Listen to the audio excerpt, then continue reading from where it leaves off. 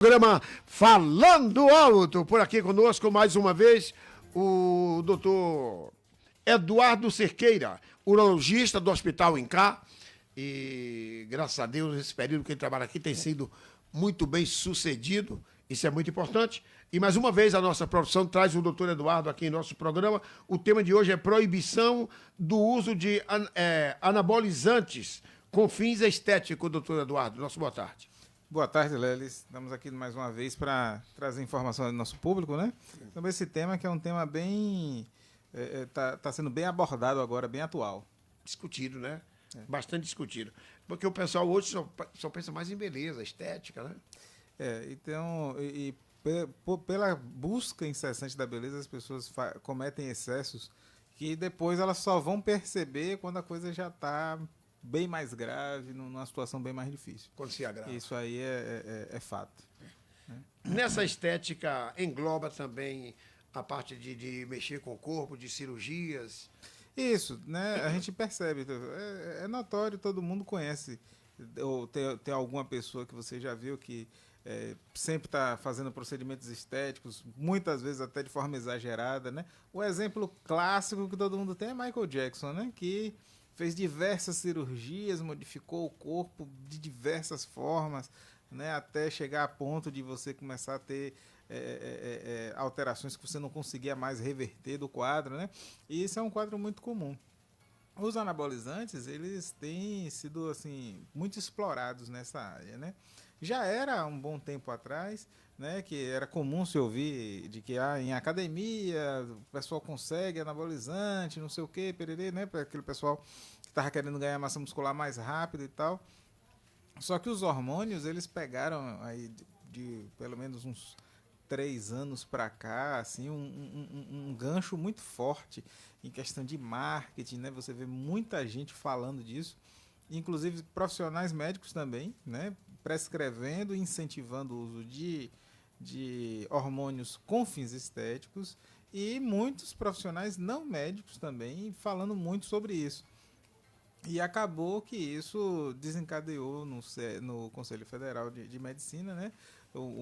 As sociedades médicas diversas dela, né? Sociedade de Urologia, Endocrinologia, Geriatria, Medicina do Esporte, elas se juntaram e foram junto ao CFM para pedir um ordenamento dessa questão para não haver assim, o abuso, né? A coisa estava aleatória. Exato, exatamente. Muito bem. Qual a indicação do anabolizante na prática médica, doutor? Na prática médica, todos esses hormônios, eles têm utilidade. Então, você tem pessoas que têm a deficiência hormonal. Como a mulher tem a deficiência hormonal, ela faz a reposição hormonal dela, tá? O homem também, ele pode fazer uma reposição hormonal. Então, tem homens que têm com uma certa idade, eles desenvolvem, né, a andropausa, em que você tem uma redução dos níveis hormonais, e esse paciente ele se beneficia muito da reposição hormonal. A reposição com o objetivo de manter os níveis de testosterona em níveis normais, não são níveis suprafisiológicos, né, para você não ter nenhum malefício relacionado a isso. Também você tem pacientes, né, que sofreram trauma, às vezes pacientes jovens, mas tiveram algum trauma testicular, teve algum problema, alguma infecção, e aí ficaram hipogonádicos, então tem uma produção menor de testosterona, esse paciente precisa fazer uma reposição, né? Tem pacientes que desenvolvem um hipogonadismo central por problemas na hipófise, que é a glândula que faz essa coordenação toda. Então essas pessoas geralmente têm que fazer reposição de hormônio, muitas vezes não é só testosterona, tem que tomar hormônio tireoidiano, porque ocorre um desarranjo no organismo, então você tem que suprir daquelas substâncias que o organismo não estava produzindo. E aí, então essas são as indicações, né? O uso para fim estético ou para fim, no caso, esportivo, né? Para ganhar massa muscular, para melhor desempenho no esporte, seja ele esporte amador, profissional. No profissional ainda pior, porque no profissional ainda tem a questão do doping e tal, né? Isso aí é que houve essa determinação do Conselho. Muito bem. Como se dá esse uso com fins estéticos? Quem tem utilização e são médicos que estão prescrevendo? Então, você tem dois tipos de pessoas utilizando, prescrevendo esse tipo de medicação, né? Então, você tem o leigo, né? Grupos de pessoas que às vezes praticam algum esporte, frequentam academia e dizem, eu usei aqui tantas ampolas e tal, e use uma por dia, uma por semana, duas por dia e tal, e faça a sua atividade, você vai ganhar massa e tal. Você tem isso. Essas pessoas, inclusive, têm acesso a drogas que não são comercializadas em farmácia, né? São drogas adquiridas através do contrabando, né? Substâncias que não fazem parte do rol de medicamentos da ANS e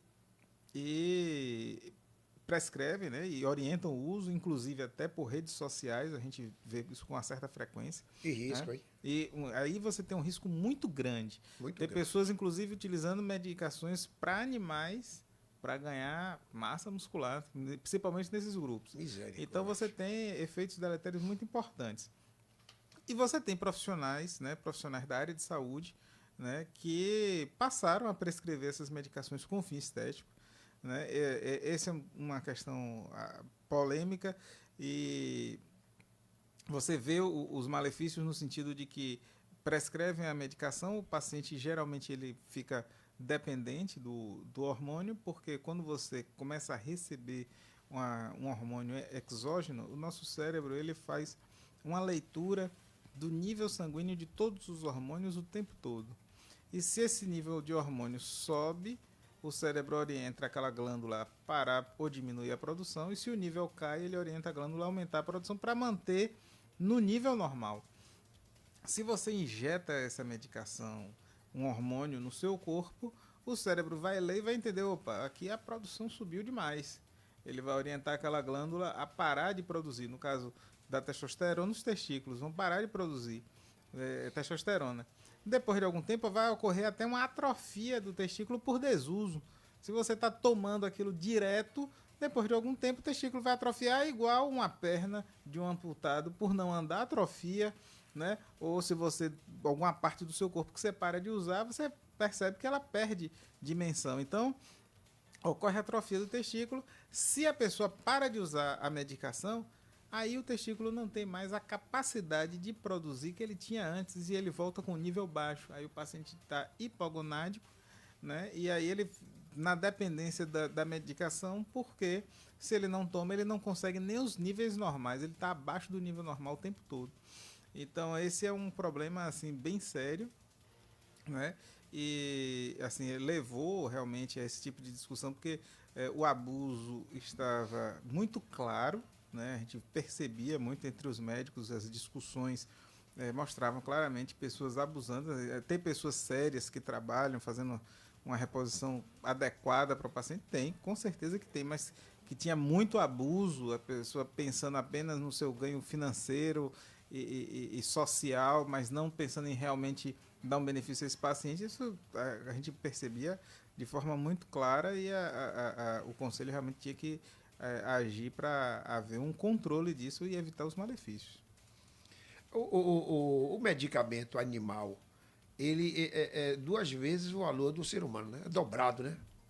A ideia de preço eu não tenho, mas as doses são muito altas. Porque você vê uma testosterona em dose para cavalo, o tamanho de um cavalo. Então a dose que vem ali é muito grande, entendeu? Então isso no organismo humano ele pode trazer malefícios muito sérios. Porque, por exemplo, quando você toma um hormônio como a testosterona para ganhar massa muscular, ela vai dar massa muscular, óbvio, a gente sabe que vai. Mas o coração é um músculo. Esse hormônio vai agir no coração. Então você tem hipertrofia cardíaca. Então o coração ele aumenta de tamanho. Se você ficar tomando muito, isso pode induzir um crescimento do coração e induzir até quadros de infarto, porque cresce o músculo, mas às vezes a perfusão não cresce na mesma proporção, por ser uma coisa induzida, sendo rápido demais. E aí você tem um infarto do miocárdio. Você pode induzir arritmias cardíacas, né, por um crescimento desordenado. Aquele controle do feixe elétrico que controla os batimentos cardíacos pode se desordenar por um crescimento ali que não é natural. E você pode ter quadros de arritmia. Inclusive, Na internet, quem quiser olhar, acha fácil. Atletas de fisiculturismo, esses que realmente ganham massa muscular muito grande, Mister Universo e tal, tem vários casos desse tipo de atleta que morre de causa cardíaca. Infarta, tem uma arritmia, é encontrado morto jovem com 40, com 50 anos, justamente pelo uso desse tipo de substância que pode levar a consequências desse tipo, como também carcinoma hepatocelular, né, com câncer de fígado, porque essas medicações acabam passando ali pelo fígado, podem induzir a um quadro desse tipo, e outros problemas que outros hormônios, por exemplo, pessoas que fazem uso do GH, que é um hormônio do crescimento. Em adultos ele pode dar massa muscular, mas faz crescimento de extremidades, às vezes deformidades no rosto da pessoa por causa do uso desse tipo de medicação. Então são coisas que a gente observa e que, na verdade, elas não são faladas, né? Você fala só o lado bom de, não, você vai usar, você vai emagrecer, você vai ganhar massa, você vai ficar bem, mas não se fala essas coisas, que tudo isso tem que ser julgado. O conselho, ele colocou principalmente que assim, não existem estudos para o uso seguro dessas substâncias com fim estético e de desempenho esportivo. Então, se não tem o estudo, você não sabe até onde você pode ir, qual a segurança, e nem tem como esclarecer claramente ao paciente o risco que ele corre. Porque se você não tem estudo, você não sabe. Você vai botar, se der certo, deu, se der errado, não sabia.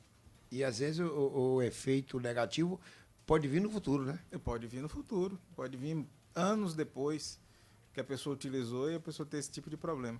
Não é incomum, o que a gente mais vê é a questão de infertilidade.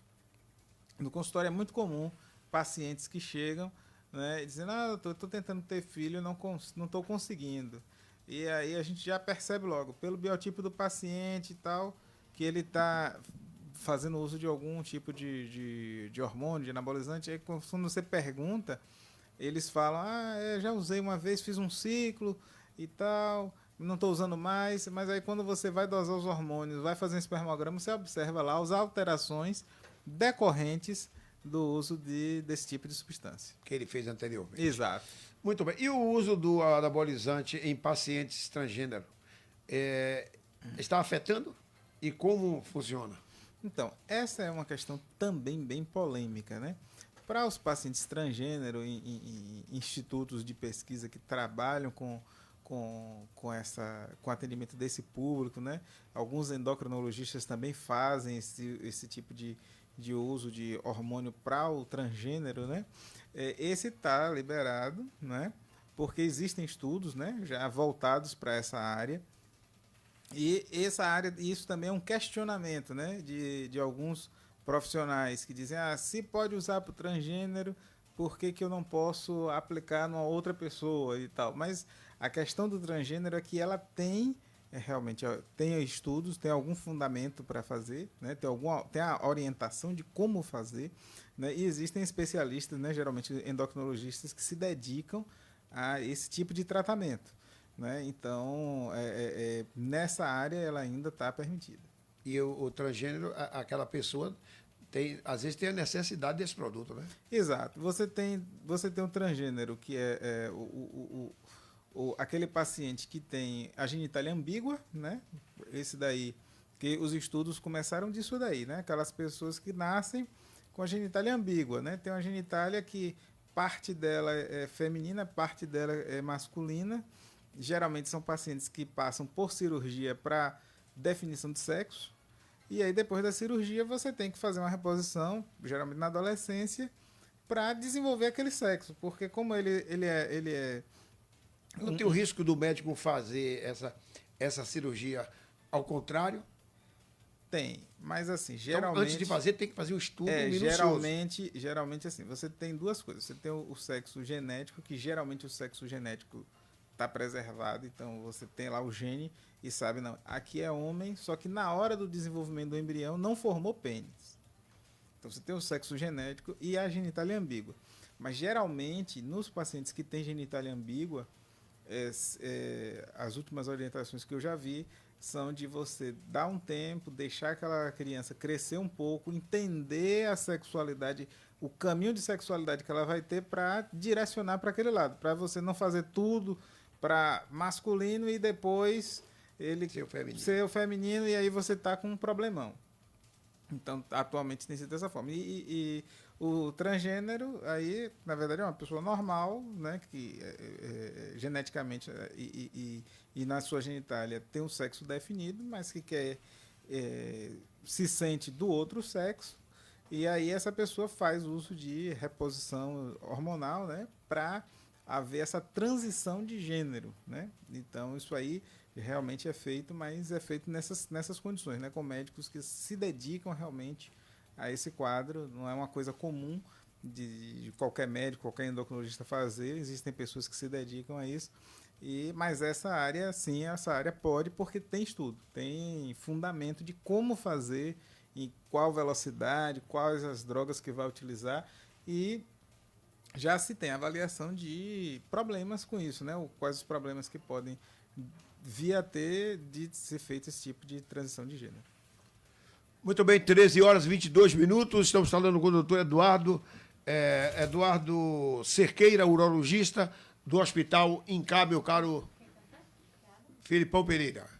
Laninho, Boa tarde. Boa tarde para você, para o doutor Eduardo Cerqueira. Eu acabei de atender aqui um ouvinte no nosso WhatsApp e ele pergunta ao doutor Eduardo, enquanto urologista, se esses produtos que a indústria vende aí como possibilidade de aumentar o pênis, se é confiável, a exemplo do Big Man que ele apresenta. Assim, existem vários produtos vendidos tanto para aumento de pênis como para aumento de hormônios, de testosterona e tal, aumento do seu desejo sexual.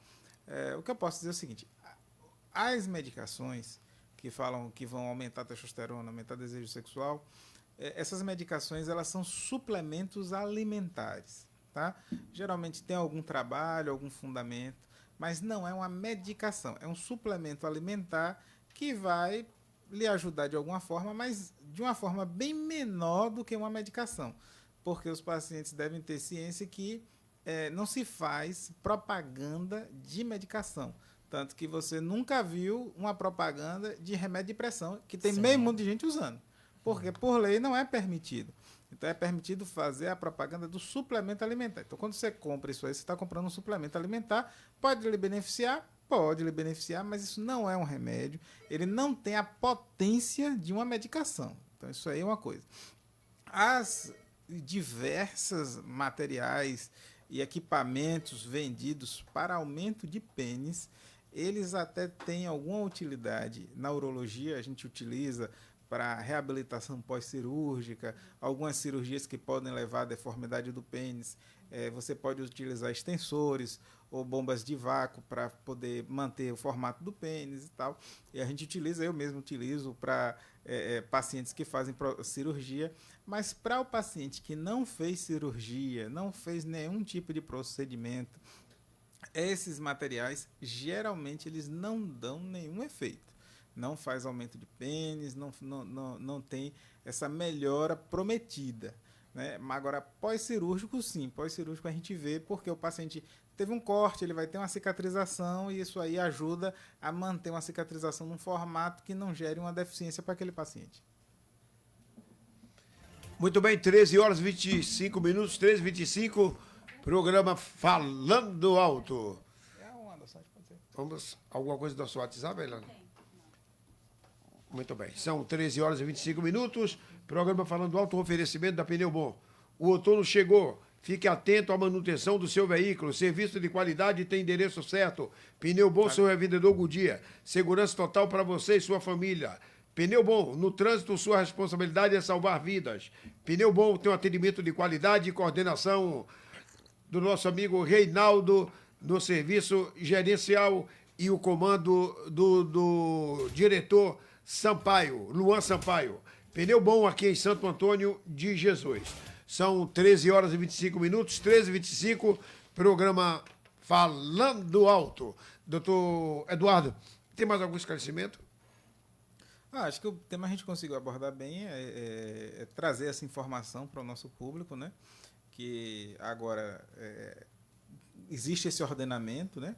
Vamos ver como é que vai ser o decorrer disso daí, porque não adianta também você dizer que é proibido e não coibir, principalmente essa questão do contrabando, né? Que é por onde essas medicações chegam. Não adianta você dizer que é proibido, porque contrabandear também é proibido e o cara tá pegando, trazendo para cá e vendendo. É verdade. Então, assim, vamos ver agora se as autoridades, né, se vão ser tomadas medidas para garantir mais um ponto para melhorar a saúde da população, né? Porque depois a consequência disso aí vai virar também custo para todos nós, porque o paciente que infarta, ele vai para a UTI, ele consome um leito de hospital, ele vai gerar muito gasto, né? Um paciente que faz insuficiência hepática porque usou muita medicação dessa. Eu já vi paciente até fazer transplante renal por uso de anabolizante.